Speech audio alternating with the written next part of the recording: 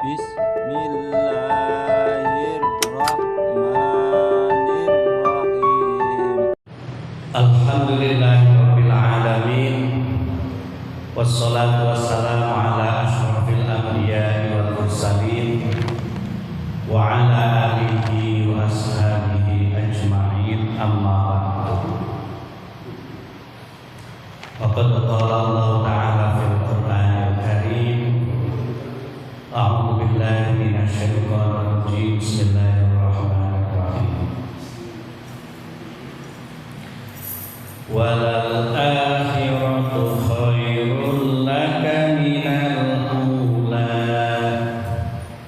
wala sawfa yu'tika rabbuka fatarda, alam yajidka yatiman fa'awa,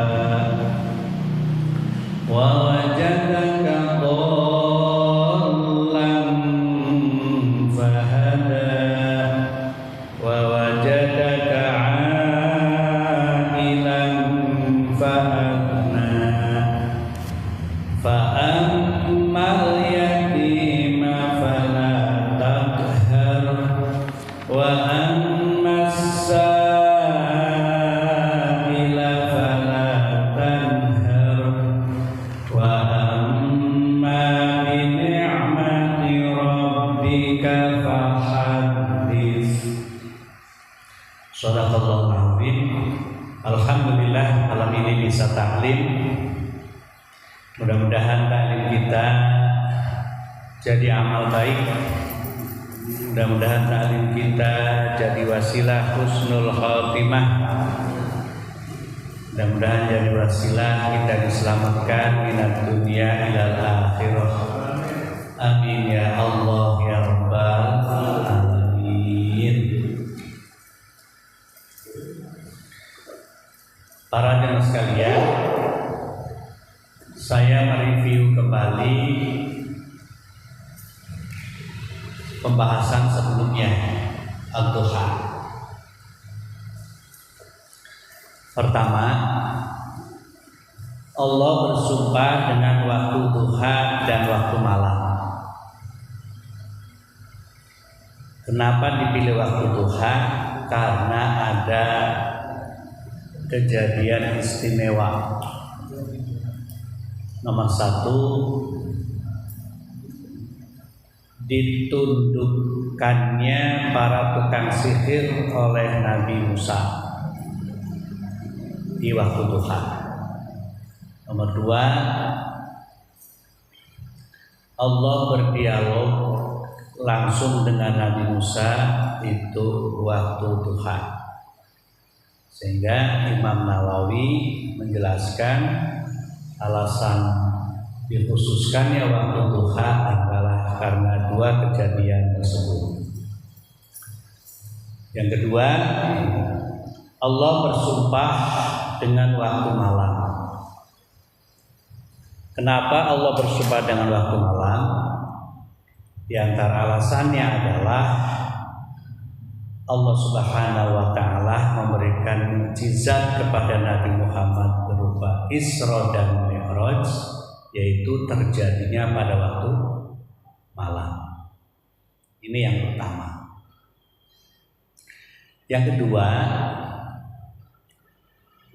malam itu gambaran orang susah. Siang itu gambaran orang senang. Sampean bisa jalan-jalan, silaturahim, kerja, bertani, berdagang, bercocok tanam di siang apa di malam? Siang. Malam itu waja'alnal laila libasa, cocoknya buat istirahat, buat tidur. Supaya tidak melihat yang aneh-aneh, ketemu dengan yang aneh-aneh. Nah, malam gambaran waktu susah, gelap, gulita, sementara siang adalah gambaran waktu senang. Ketika menyebutkan siang, Allah hanya ngambil waktu duhanya saja. Padahal yang namanya siang dari pagi sampai terbenam matahari, tapi yang diambil duhanya saja. Sementara Allah menyebutkan malam itu tidak awal malam atau tengah malam atau akhir malam, malam secara keseluruhan. Ini menggambarkan bahwa hidup di dunia itu lebih banyak susahnya. Senengnya cuma waktu Tuhan doang sebentar. Kalau dalam tafsir surah Al-Balad kemarin kita bisa punya pemahaman bahwa laqad khalaqnal insana fi kabad, sama sekali manusia nggak ada enaknya. Dalam surah Duha mendingan ada enaknya tapi sedikit. Melihat dua tafsir, pertama dari Al-Balad, kedua dari Ad-Duha, maka yang pasti adalah hidup di dunia lebih banyak susahnya. Monggo masing-masing berkaca, masing-masing meraba, bener enggak? Lebih banyak susahnya daripada senangnya. Oleh karena itu, bagi orang beriman, walaupun susah, tapi bagaimana susahnya menjadi lillah sehingga mendapatkan pahala karena punya nilai di sisi Allah dengan kesabaran. Yang kedua, bagi orang beriman meyakini bahwa inna ma'al usri yusra. Hari ini susah, insya Allah besok di akhirat dapat kesenangan. Karena Allah nggak mungkin mengumpulkan kesenangan dua-duanya. Ada senang, ada susah. Ini pelajaran yang kedua. Kenapa Allah bersumpah dengan wadduha dan walail? Karena Allah ingin membela Nabi Muhammad. Nabi Muhammad pada saat itu sedang digosipi oleh kelompoknya Abu Jahal, Abu Lahab, Ummu Jamil, bahwa Nabi Muhammad dipersepsikan sebagai orang yang dibenci oleh Allah, dibenci oleh Tuhannya, ditinggalkan oleh Allah, ditinggalkan oleh Tuhannya. Kenapa mereka punya persepsi demikian? Karena kebiasaannya malaikat Jibril datang ke tempat Nabi Muhammad, tiba-tiba beberapa waktu nggak datang. Ketidakhadiran malaikat Jibril datang ke rumahnya Nabi Muhammad dipersepsikan oleh orang-orang kafir Quraisy, Nabi Muhammad sudah ditinggal oleh Allah, sudah dibenci oleh Allah. Maka Allah memastikan dengan surah Duha ini tidaklah Nabi Muhammad tidak dibenci, Nabi Muhammad tidak ditinggalkan. Untuk meyakinkan orang bahwa Nabi Muhammad tidak dibenci dan ditinggalkan, Allah bersumpah dengan kalimat wadduha wal laili, demi waktu duha dan demi waktu malam. Apa? Ma wadda'aka rabbuka. Rabbuka Tuhanmu Muhammad, yaitu Allah, ma wadda'aka, tidak meninggalkanmu, wa ma qalaka rabbuka, dan Tuhanmu tidak membenci. Inilah cara Allah meyakinkan mereka pada saat itu dengan bersumpah bahwa Nabi Muhammad tidak dibenci dan tidak ditinggalkan. Ternyata tidak kehadiran malaikat Jibril itu punya alasan. Di antara alasannya adalah ternyata di salah satu kamar rumahnya Nabi Muhammad ada anjing kecil yang mati.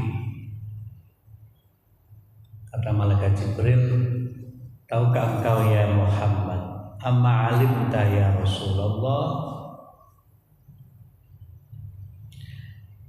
ana la nadkhulu baitan fihi kalbun wala suratun. Saya enggak mau masuk ke dalam rumah yang di dalamnya ada anjing dan ada gambar.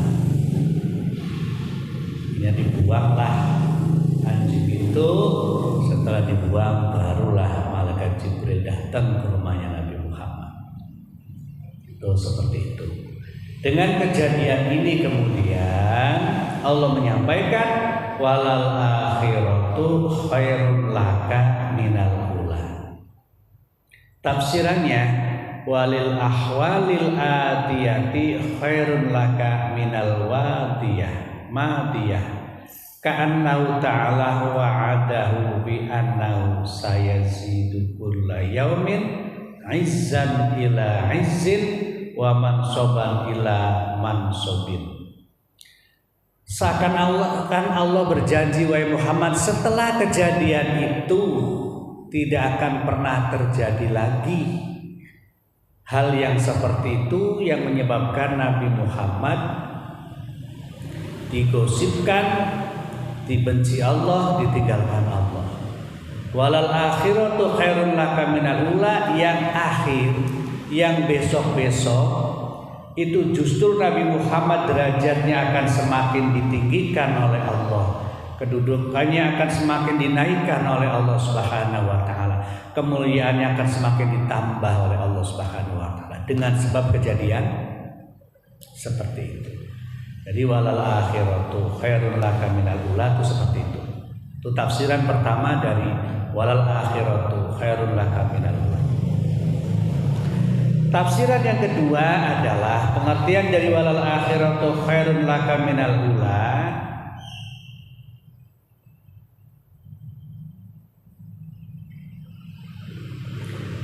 Walal akhiratu khairun laka minad dunya li'annar kufar fid dunya yat'anuna fika amma fil akhirati fa'aj'alu ummataka syuhada 'alal umam waj'aluka syahidan 'alal anbiya thumma aj'alu dzati syahidan laka. Besok atau di dunia orang kafir boleh menghina Nabi Muhammad, yat'anuna fika, tetapi nanti di akhirat kedudukan Nabi Muhammad SAW langsung yang menjadi saksi adalah Allah Subhanahu wa taala, dan Nabi Muhammadnya diangkat menjadi saksi dari para nabi-nabi yang lain. Umatnya Nabi Muhammad menjadi saksi di antara umat-umat yang lain. Kalau saksi asal orang apa pilihan kira-kira? Pilihan. Yang amanah, yang benar, yang jujur, yang adil, yang cerdas, ya kan? Itu saksi. Makanya walal akhiratu khairun laka minal ula, tafsir keduanya, oke, di dunia mereka menghina Rasulullah, tapi nanti di akhirat orang kafir akan terhinakan. Nabi Muhammad justru akan disaksikan oleh Allah Subhanahu wa taala. Nabi Muhammadnya akan diangkat menjadi saksi di antara nabi-nabi yang lain, dan umat Nabi Muhammad menjadi saksi di antara umat nabi-nabi yang lain. Berarti kedudukannya luar biasa di akhirat nanti, baik orang yang mengikuti Rasulullah ataupun Rasulullahnya sendiri. Itulah pengertian dari walal akhiratu khairun laka minal ula.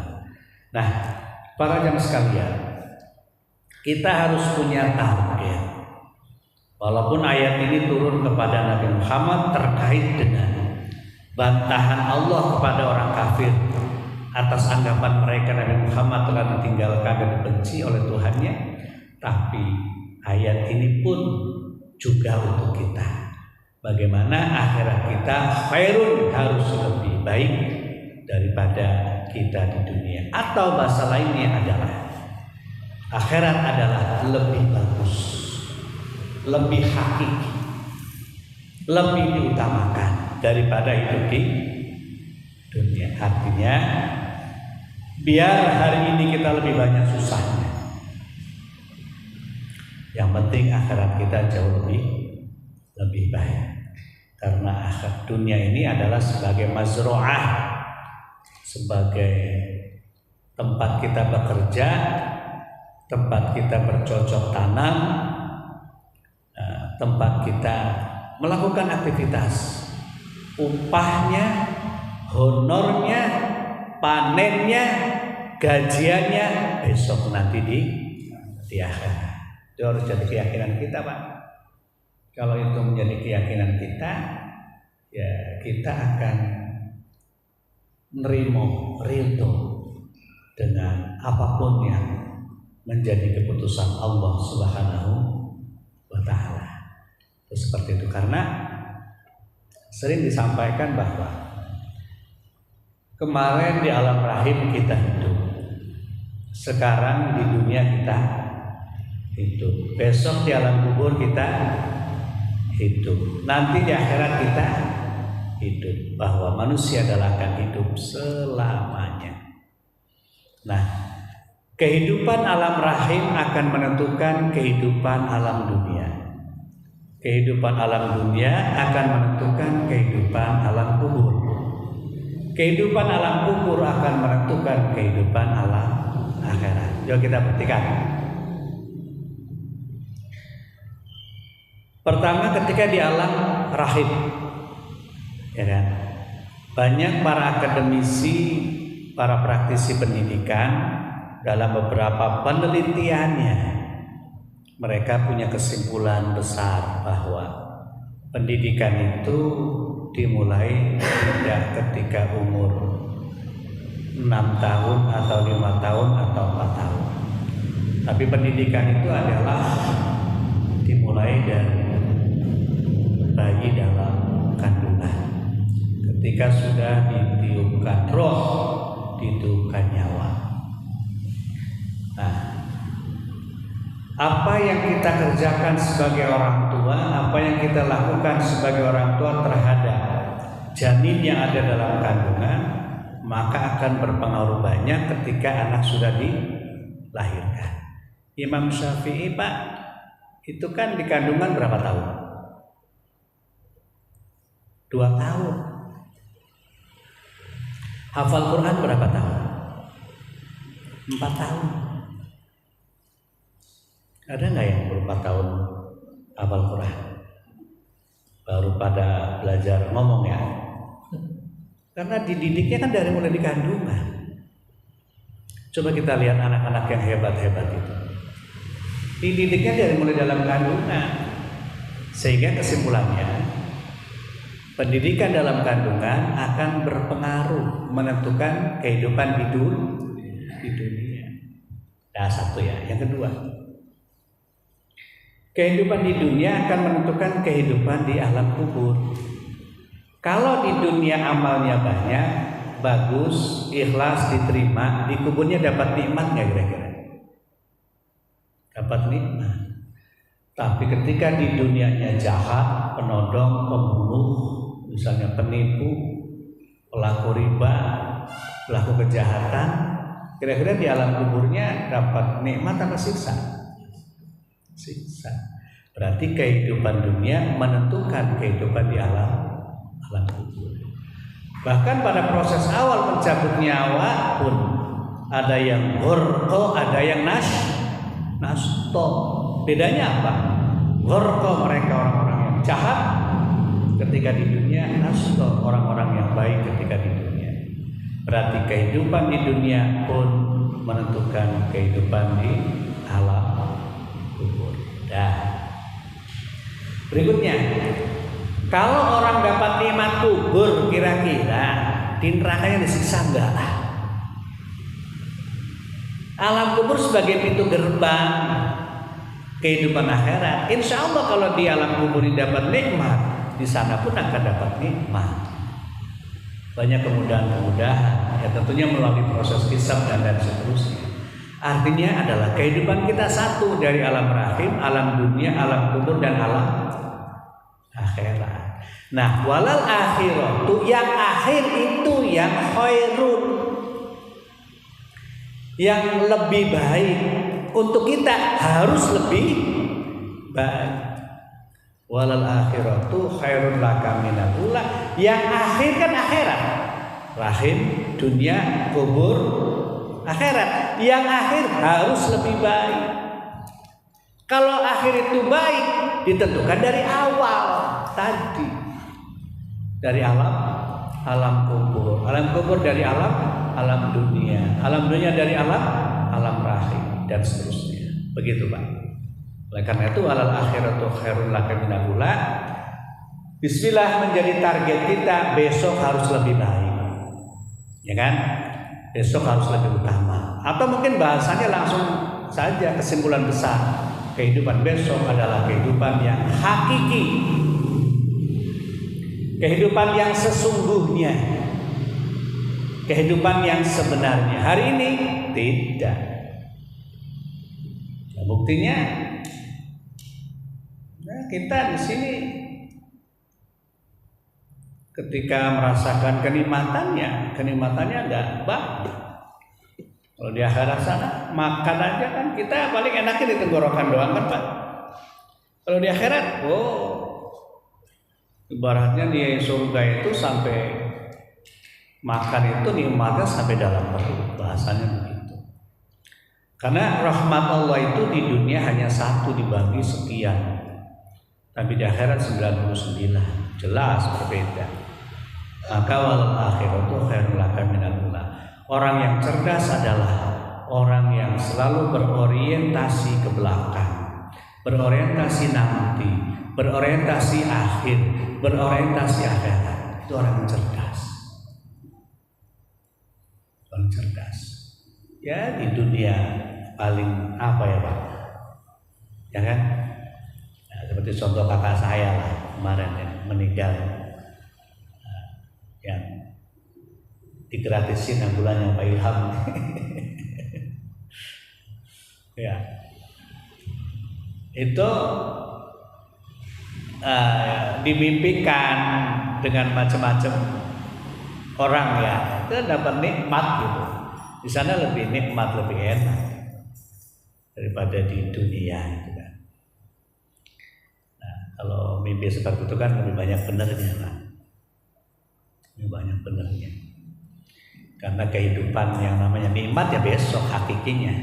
Kalau sekarang mah nikmat semu lah. Karena hakikinya balasan Allah ya besok. Karena ad-dunya darul amal, tempatnya kerja. Tapi al-akhirat darul jaza, kampung balasan, bukan? Balasan ntar besok. Dari mulai awalnya dari alam kubur lah, alam kubur. Makanya sekali lagi orang yang cerdas adalah orang yang selalu berorientasi untuk kehidupan besok. Kehidupan besok. Coba deh sampai punya kontrakan berapa kira-kira? Ada 40? Yang doyan kontrakan, Kalau saya nggak suka bisnis kontrakan, nggak suka. Capek ngurusinnya. Yang biasa bisnis kontrakan misalnya, kita tinggalin 40 kontrakan misalnya. Kira-kira dibawa mati nggak? Halo?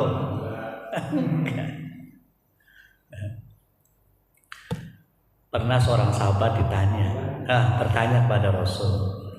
Cek di kitab Riyadhus Shalihin ya Rasul, sedekah yang paling bagus yang kayak apa?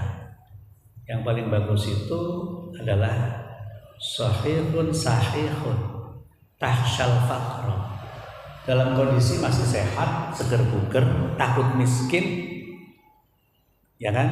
Itu sedekah itu luar biasa. Tapi kemudian kalau udah innalillah, hartanya disedekahkan, beda lagi urusan. Beda. Makanya sedekah yang diantar kita masih sehat. Ibaratnya begini, udah cengap-cengap mau sedekah ente, gak sedekah juga tetap aja bukan milik ente. Bahasanya begitu. Makanya kalau saya lebih menyarankan anak jangan diwarisin. Kalau saya lebih baik dihibahkan atau disedekahkan ke anak. Ini sedekah buat kamu anak pertama nih, anak kedua, anak ketiga. Ini yang mau dibawa nanti sampai kita menghadap Allah yang ini. Karena kita masih sehat, masih segar, kita sedekahkan ke anak-anak kita. Dan kita kan bisa tahu masing-masing karakter anak, ya kan? Karakter anak masing-masing tahu gitu. Anak ini cocok yang begini kasih yang ini, anak cocok begini kasih yang ini. Gitu. Jangan sampai anak nggak ngerti, nggak paham, begitu innalillah ditinggal, nggak ngerti pembagiannya, sering berantem satu dengan yang lain kadang, ya kan? Yang soleh aja kadang doyan duit ya, iya apalagi yang nggak soleh, bisa sikut sana sikut sini. Lebih baik dari awal bikin wasiat, ya Pak. Kalaupun nggak mau dihibahkan bikin wasiat, nah yang ini sekian. Lebih bagus ditertib. Karena itu nanti yang akan dipertemukan dengan kita harta-harta itu yang kita sedekahkan. Itu Pak. Kalau saya baca dalam tafsir Munir pada surah Al-An'am bahwa mahawalnakum waru'al dhuhrikum, pada ayat di sana disebutkan bahwa harta yang kita miliki itu akan ditaruh di belakang, ditinggal. Tapi yang sudah kita infakkan, sedekahkan, hibahkan, maka adanya di depan. Kalau di depan berarti kan kita bawa. Itu seperti itu, Pak. Dan kita ada ada ketenangan dan kepedean gitu, Pak, bahasanya. Ada keyakinan, gitu. Ada kemantapan. Kalau bahasa orang berdoa itu kemantapan. Semakin yakin pada Allah Subhanahu wa taala, bisa wakaf ini itu kan. Seperti itu. Karena walal akhiratu khairun laka minal ula. Akhirat harus lebih bagus, lebih baik. Dan pastinya kehidupan akhirat adalah khairun, kehidupan yang hakiki, kehidupan yang sebenarnya. Kenikmatan di akhirat adalah kenikmatan yang hakiki, kenikmatan yang sesungguhnya. Di dunia adalah sifatnya sesaat, sifatnya sementara, sifatnya majazi, dan sifatnya semu. Ya kan? Maka bismillah, kita harus menjadi orientasi kehidupan akhirat itu lebih dominan daripada kehidupan kita hari ini. Begitu Pak. Artinya yang kita dapatkan itu adalah harus orientasinya ke sana. Ya. Selesai. Wala saufa yu'tika rabbuka fatarda. Wala saufa yu'tika rabbuka ay min khairatid dunya wal akhirah fatarda. Bahwa setelah kejadian tadi, besok-besok tidak akan terulang, besok-besok Allah akan lebih mengangkat derajat, kedudukan dan seterusnya. Walau saufa yu'tika rabbuka fatarda, dan Allah akan memberikan kebaikan dunia, kebaikan akhirat kepada Rasulullah fatarda, sehingga Nabi Muhammad rela, ridho, menerima dan lebih senang dibandingkan dengan sebelumnya. Begitu. Jadi paham Pak? Jadi bahasanya begini lah. Besok-besok kamu lebih senang lagi daripada sekarang. Begitu. Kalau kemarin kamu pusing mikirin orang yang mendiskreditkan, mikirin orang yang mencaci maki, besok wala saufa yu'tika rabbuka fatarda, besok Allah akan memberikan yang lebih bagus, lebih hebat, lebih sempurna, lebih tinggi, lebih mulia. Fatarda, kamu jadi senang, kamu jadi ridho, kamu jadi rela, kamu jadi bahagia. Begitu bahasa. Ibarat kayak kita ada anak, kita punya salam anak, besok-besok bapak nggak akan lagi berbuat seperti ini. Bahasanya begitulah. Kamu akan lebih dimuliakan, dihargai, dihormati dan seterusnya. Jadi kalau tafsiran jalan min khairatid dunya wal akhirah. Walaupun menurut Imam Ibnu Abbas adalah anna hadza huwa syafa'at fil ummah. Jadi Rasulullah dikasih kesempatan untuk memberikan syafaat, untuk memberikan pertolongan kepada umatnya ketika di akhirat nanti. Ini adalah tafsiran dari wala saufa yu'tika rabbuka fatarda.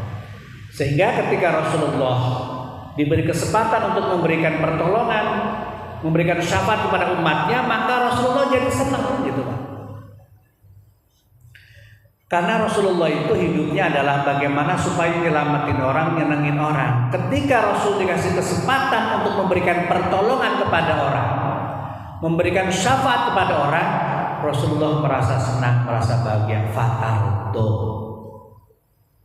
Nah, kebahagiaan Rasulullah yang merupakan harapan Allah. Itu begitu.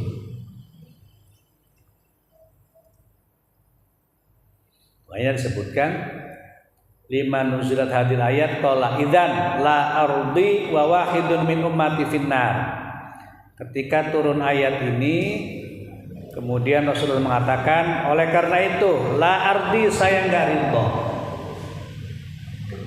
wa wahidun, ada satu orang, min ummati, dari umatku, finnar, yang ada di dalam neraka.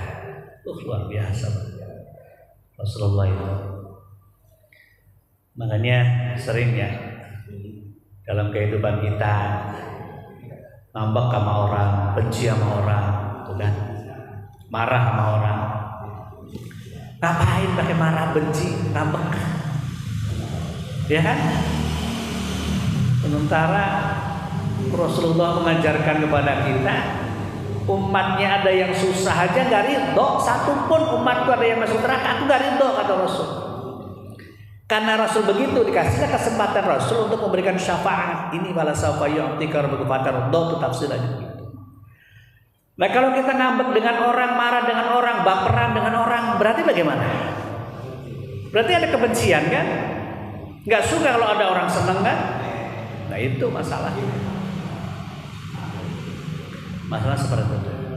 Oleh karena itu, Rasulullah menjadi orang yang paling bahagia karena membahagiakan orang, menyenangkan orang, dan hidupnya selalu berupaya sekuat tenaga agar umatnya senang, umatnya bahagia, umatnya masuk surga. Makanya saya tidak ridho satu saja min ummati, dari umatku, kalau masih berada di dalam neraka. Karena Allah nggak mau umatnya ada di dalam neraka walaupun satu, maka Allah ngasih otoritas dengan ayat wala sawfa yu'tika rabbuka fatardo. Otoritasnya berupa syafaat. Syafaat itu pertolongan. Mungkin kalau bahasa negara gerasi ya, dari presiden kan gerasi kan.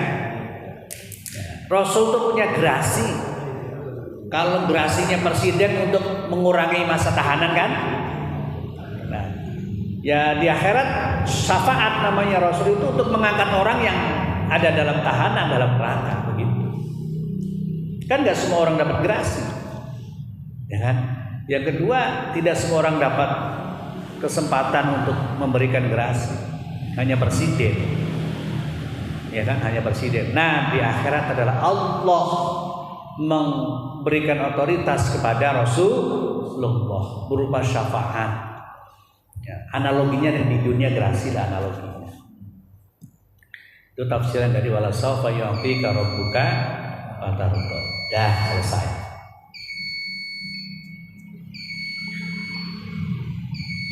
Suara apa Pak? Bisa. Alam yajidka belum? Lanjut apa udah? Tadi memang satu pembahasan tadi ya. Nah, pembahasan berikutnya alam yajid kayak tilang fawa, wa wajadaka dolang fahda, wa wajadaka ailang fahda. Ini data. Insyaallah deh nanti kita bahas satu pertemuan lagi ya. Masih ada waktu nggak sih satu pertemuan lagi? Masih ya, pertemuan lagi. Yang penting intinya adalah para jemaah sekalian, ya seumur kita nih ya, nah itu harus menjadi target walal akhiratu khairun laka minal ula. Itu satu. Yang kedua, bagaimana kita menjadi orang yang dipilih dan diakui oleh Rasul sebagai umatnya. Kalau kita dipilih dan diakui oleh Rasul sebagai umatnya, maka Rasul nggak ridho kalau ada umatnya satu masuk neraka. Ini targetnya. Pokoknya sama-sama banyakin sholawat apa ya, nah, biar diakuin umatnya. Sebab Rasul nggak ridho kalau ada umatnya satu pun ada di dalam neraka. Mudah-mudahan kita di dalamnya. Amin ya Allah. Ada pertanyaan? Silakan diskusi. Ya, silakan. Syafaat itu apakah itu diberikan masa muda syafaat itu apakah ketika di hari penghisapan ataukah bisa juga waktu ketika manusia itu ketika di neraka misalnya seperti itu? Ya.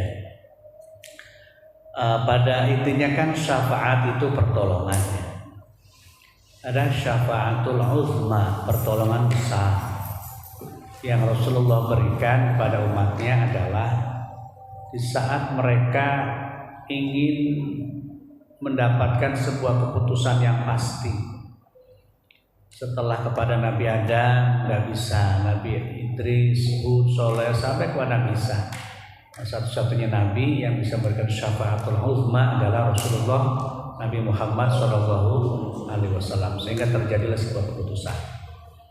Nah, adapun syafaat secara umum menurut kitab Sulamul Taufik, ya kan, ada syafaat dari orang tua kepada anak, ada syafaat dari anak pada orang tua, ada syafaat dari guru kepada murid, ada syafaat dari teman terhadap teman sesama muslim. Itu ada syafaat. Dan juga termasuk ada syafaat dari Rasulullah SAW. Nah, ada kemudian syafaat yang diberikan oleh Allah otoritasnya kepada Rasulullah di saat mereka belum masuk ke dalam neraka, seperti syafaatul uzma tadi. Dan ada juga syafaat yang di saat mereka sudah menjalani hukuman, sudah melalui proses pembersihan, baru kemudian ada sebuah syafaat. Jadi bisa jadi sebelum, bisa jadi yang sesudahnya. Demikian. Pada intinya menurut kitab Sulamul Taufik adalah bahwa insya Allah tidak hanya Rasulullah yang dikasih otoritas memberikan syafaat, tapi versi Sulamul Taufik, guru bisa memberikan syafaat kepada muridnya, orang tua bisa memberikan syafaat kepada anaknya, anak bisa memberikan syafaat kepada orang tuanya, teman sesama orang beriman bisa memberikan syafaat kepada teman sesama orang beriman. Itu seperti itu. Itu terkait dengan syafaat. Walaupun kalau ayat ini adalah lebih banyak berkaitan dengan otoritas yang Allah berikan kepada Rasulullah untuk memberikan syafaat kepada umatnya, di mana Rasulullah tidak ridho, tidak rela kalau umatnya ada yang masuk neraka walaupun hanya satu orang. Terus ada lagi? Cukup. Baik, terima kasih. Mudah-mudahan ada manfaatnya. Sekali lagi Pak Ketua Musola, terima kasih kemarin bantuan ambulannya. Mohon maaf merepotin oleh Pak Ilham dan teman-teman di Mujahidin. Jazakumullah khairan katsiran. Mudah-mudahan Allah balas dengan balasan yang berlipat ganda dan kita semua diberi keberkahan oleh Allah Subhanahu wa taala. Sekali lagi terima kasih. Jazakumullah khairan katsiran. Al-Fatihah. Bismillahirrahmanirrahim. Alhamdulillahirabbil alamin. Arrahmanir rahim. Maliki yaumiddin. Iyyaka na'budu wa iyyaka nasta'in. Ihdinas siratal mustaqim. Shiratal ladzina an'amta 'alaihim ghairil maghdubi 'alaihim waladdallin. Allahumma shalli 'ala sayyidina Muhammad. Subhanaka la ilma lana illa ma 'allamtana innaka antal alimul hakim. Allahumma faqihna fid din wa aftah 'alaina futuhal arifin bi rahmatika ya arhamar rahimin. Walhamdulillahi rabbil alamin. Assalamualaikum warahmatullahi wabarakatuh.